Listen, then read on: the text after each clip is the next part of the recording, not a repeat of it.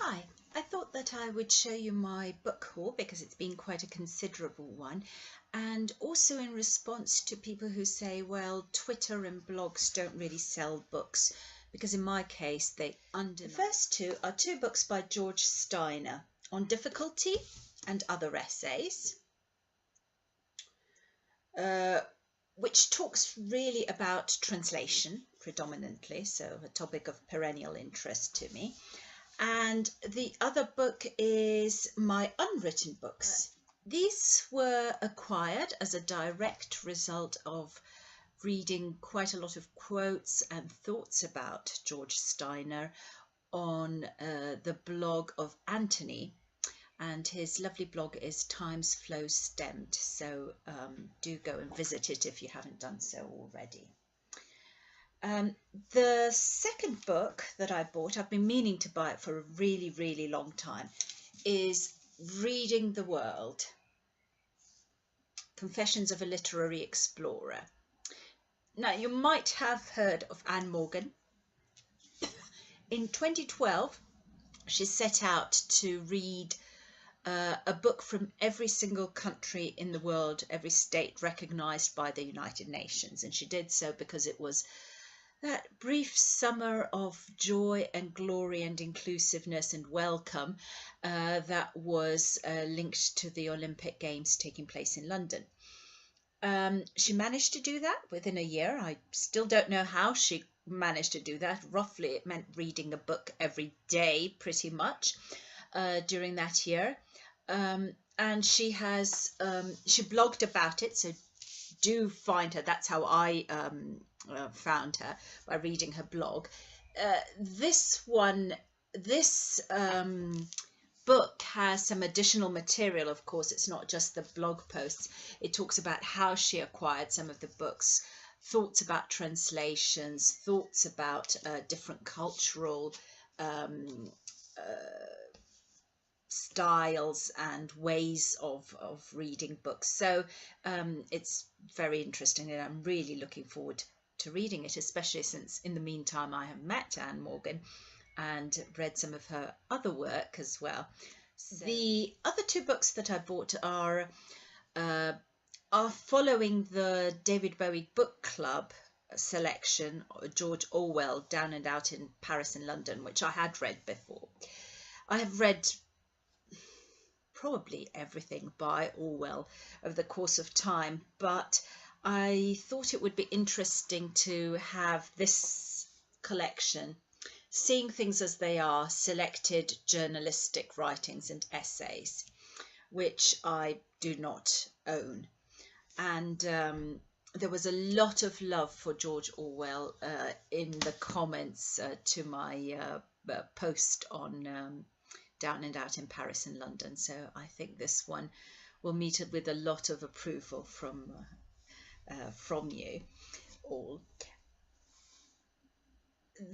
Also in a comment was by Eleanor Franson to my post on Down and Out in Paris and London, was another book recommendation, Hired, by James Bloodworth, who spent 6 months living and working across Britain, including for those minimum wage companies such as Amazon, call centres and so on, and shows just how difficult it is to make ends meet. And Elle Reads, or Eleanor Franson as she's also known in real life, was the one who recommended it when I said that I had enjoyed some other books on such topics.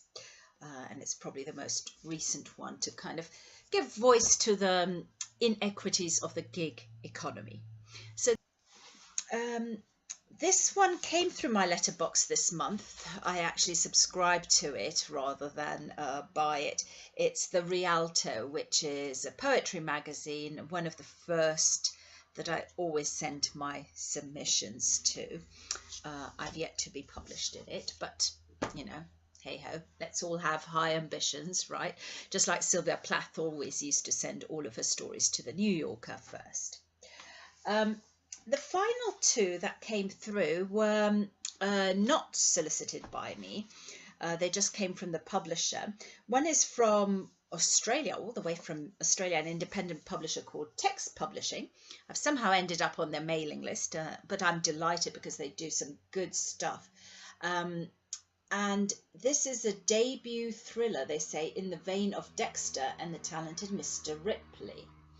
And it's about somebody who is really passionate about true crime and digging up old case files. And he buys police files, old police files of closed cases, or rather unsolved cases, and tries to identify who the killer might have been. So it kind of, and the title, Find You in the Dark and I'll Be Gone in the Dark, kind of sounds a bit like Michelle McNamara's recent book, posthumous book, on a true crime case.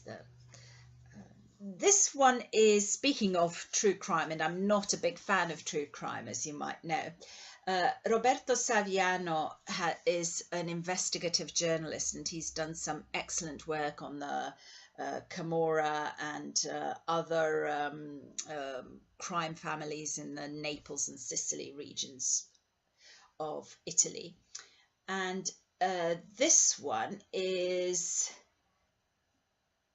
I believe, a novel. Yes, it says so. It's a novel rather than true crime, but it is very much based on his research on the boy bosses of Naples, the piranhas, the boy bosses of Naples. So these are the small time gangs who then start developing into the mafia. So these were my book acquisitions this week. As you can see, quite an extensive pile. I hope that you have found some nice books. I haven't yet had my visit to the library. I'll be going there tomorrow, so I expect that there might be some more books coming. It's been a pleasure talking to you, and I look forward to hearing what you have found on your bookshelves this week.